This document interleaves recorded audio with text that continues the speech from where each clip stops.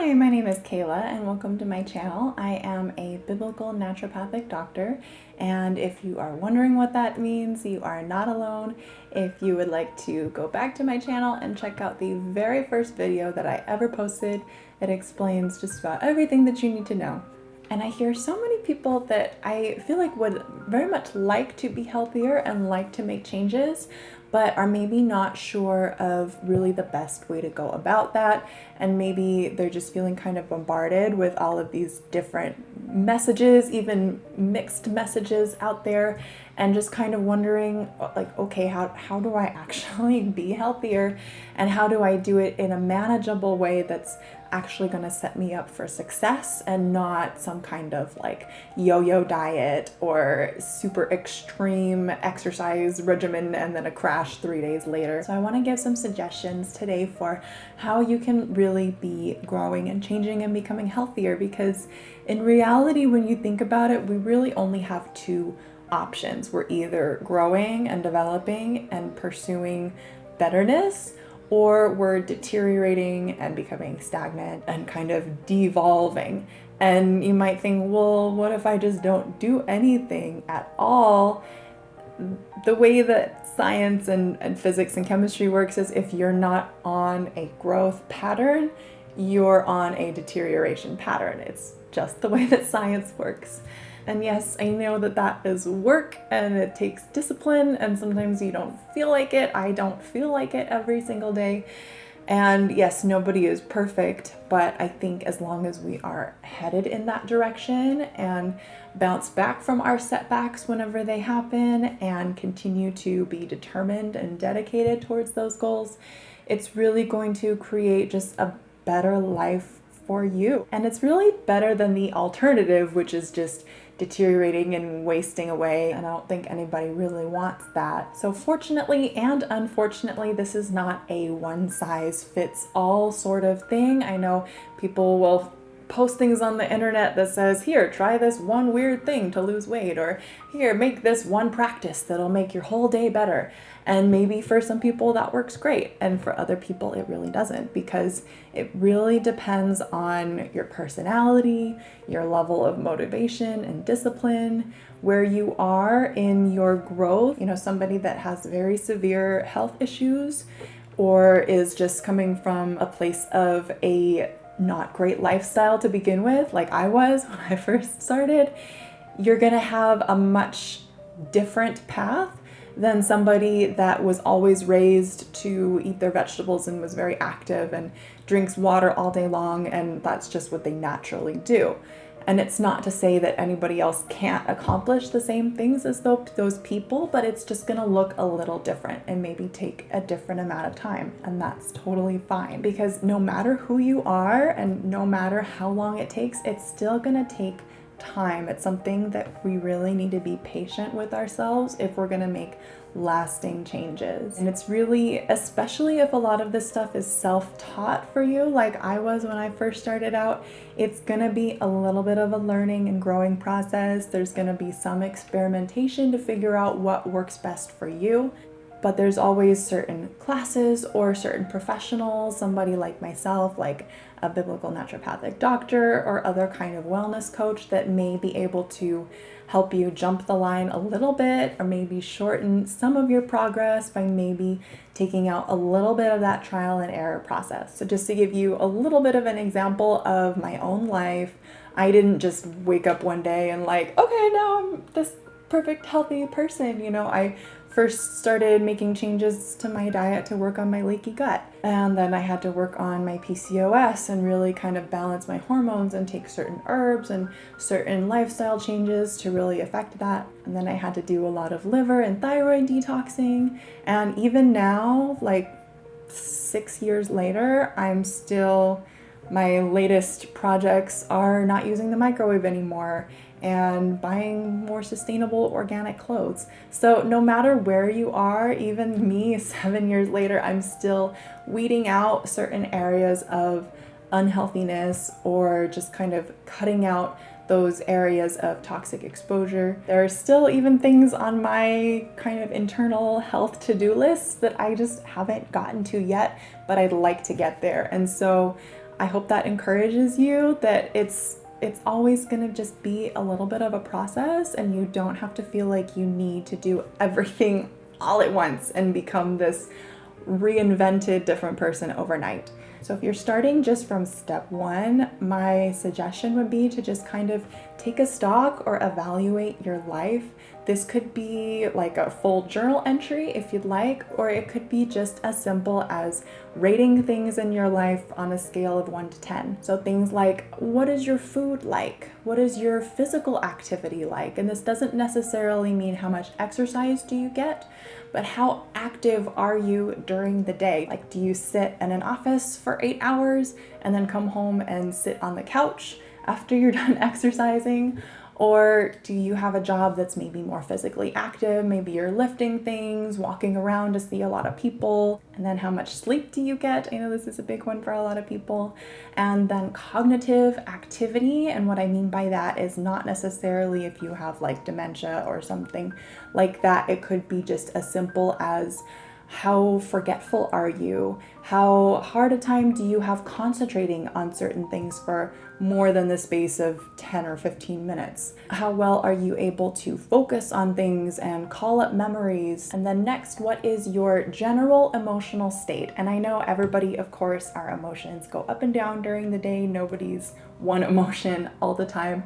But just in general, I think some people are maybe more positive or more negative or more sad or more goofy. You know, everybody has a sort of a baseline where they generally kind of meet. And then what is your social activity? And you don't necessarily need to be this social butterfly that's just around people all the time. Maybe you just have 2 or 3 really good friends, but you're very intentional about being with those people, and you do also enjoy your alone time, and that's fine. But as long as you feel like your social activity is fulfilling to you. And then lastly, your spiritual activity. And I don't necessarily mean how often do you spend in church or praying or something like that. Although those are great spiritual practices, even if you're not religious, this could be like, how much time do you spend in nature? How much time do you spend giving back to other people? Do you donate? Do you volunteer somewhere? Do you spend time caring about somebody other than yourself? And then I would also just include any health conditions that you might have and how urgent they are. So maybe you just have a little bit of eczema and it's just a little bit itchy, or maybe you have stage 3 cancer or something like that. And then evaluate how extreme of a person you are. And what I mean by this is, are you somebody that prefers to kind of just go little by little, make small adjustments here and there? Or are you the kind of person that's just like, I'm not eating any sugar anymore. That's it. I'm done. And for people that feel like they're extreme, I would caution just to double check whether or not you actually are, because I know some people that kind of think that they're extreme and they'll jump right into something and get very, very excited about it. And then 2 or 3 days later, they just kind of run out of steam.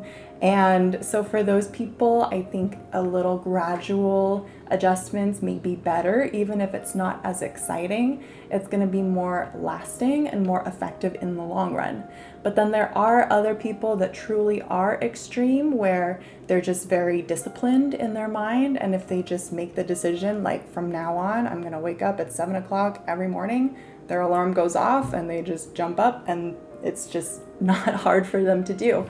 So if that's better for you to just cold turkey stop and you feel like that's easier, then great. Otherwise, if you're just a little by little person, you might want to be making adjustments a bit at a time to make sure that you are actually successful and not just on some kind of yo-yo pattern, like I said earlier, of going back and forth and falling off the bandwagon. And then it can be very helpful to find your why. And I've heard people say this before, and I would suggest making it something that's actually very meaningful and lasting. If it's something like, oh, well, I just want to fit into my swimsuit this summer, that's fine. It's not that that's wrong necessarily, but that's just a very short-term goal. If If you have a goal like, I want to still be able to play with my grandchildren and not be confined to a wheelchair, or I want to be able to actually get out of bed in the morning without feeling like I want to die without coffee. Something like that that's really going to add a lot of value to your life, that's really going to change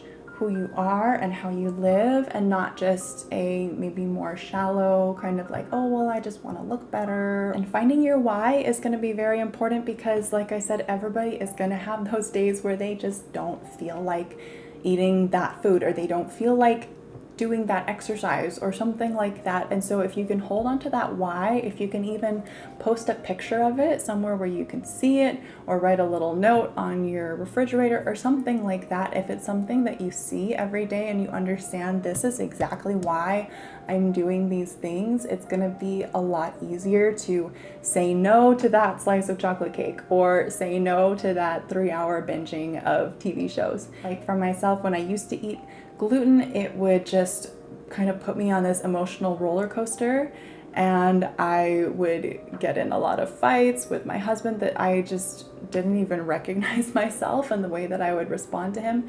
And somebody even told me like, oh wow, you're so good at, you know, being mindful of what you eat, like how do you do it?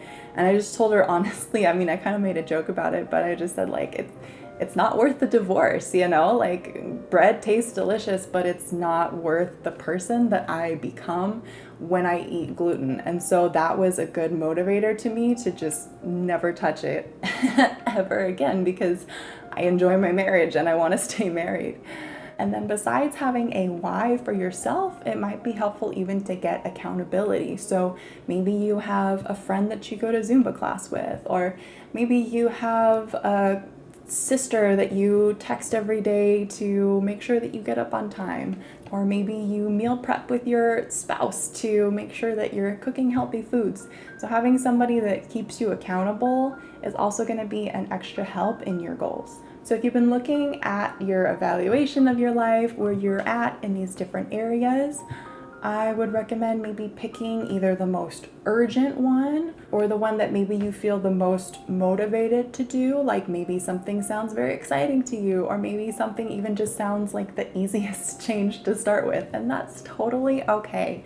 So if you set a goal, some people will say, oh, well, you need to set this like huge goal, like go big or go home. And maybe that does work for some people, but if your goal is only to do 5 push-ups a day, and you feel like that's a manageable goal that you can get done any day, regardless of whether you're tired or whether you're busy, doing 5 push-ups a day every single day and being consistent is better than planning to do 30 push-ups a day and only successfully doing 30 push-ups a day maybe like once or twice a week, right? So consistency, even if it's small, as soon as you get into the habit of doing 5 push-ups a day, then maybe you can push it up to 10, and then maybe you can push it up to 15, and work your way up to 30, and it's going to be so much easier than this yo-yo idea of go big or go home and then crashing and burning. And then, like I kind of mentioned before, if there's any ways that you can kind of get support or get more education, or even just find somebody that can kind of shortcut your distance a little bit by kind of teaching you how to do things. This could be like taking a cooking class to learn how to cook healthier food, or hiring a wellness coach to help keep you accountable, or participating in a gym competition to make it exciting to go to the gym every day. And everybody, of course, is gonna run into speed bumps. They're gonna run into setbacks. Things are gonna happen. And so if you feel like you've set a goal and you're just not able to meet it, you can always troubleshoot that goal and just say, okay, why am I not able to be successful in this goal? Why do I come home and just immediately grab for the bag of chips? Maybe it's because I don't plan my meals ahead of time, and so by the time I get home, I'm tired and I'm hungry, and I just grab for what's available instead of whatever it is I might have bought at the grocery store earlier that week. So maybe setting yourself up for success in that situation could be over the weekend, just chopping up all of your food, or kind of getting everything ready to go, so all you have to do is just throw it together to cook it. Or even putting all your food in like a crock pot or something and letting it cook for those 8 hours that you're at work and coming home and your meal is already done. So there's ways that you can really plan ahead a little bit, set yourself up for success, and kind of troubleshoot any of those speed bumps and things that maybe are getting in the way of you accomplishing your goals. Some of these speed bumps may not be just a question of your willpower. It may not be that you're being lazy or you're not planning well. It could honestly be that you have some kind of undiagnosed condition. Like, I didn't realize that eating gluten and having adrenal fatigue and all these things were getting in the way of my energy and my productivity. I thought I was just like the kid that got more tired than all of her friends on the bike ride, or I was just like weaker or wimpier. And I had to realize that it was actually a health condition that I needed to address. And once I addressed that, I was able to do so many more things. So things like uncontrollable food craving, fatigue, strange emotional outbursts, insomnia, or other kinds of symptoms that you just feel like, what is going on? Like, why can't I get a handle on myself, or why can't I control this? It might not be you. It might be some undiagnosed health condition that you might need assistance from a naturopathic doctor like myself, or some other kind of health professional to really get to the bottom of that. So if you have already set your goal, or if you're going to do that in a minute, I would love to support you and help to kind of be that accountability for you. So if you could leave a comment for what your goal is, or if you want to post something on Instagram and tag me so that I can be cheering you on and supporting you while you're accomplishing your goals. My Instagram is SozoHHP, so that's SOZOHHP.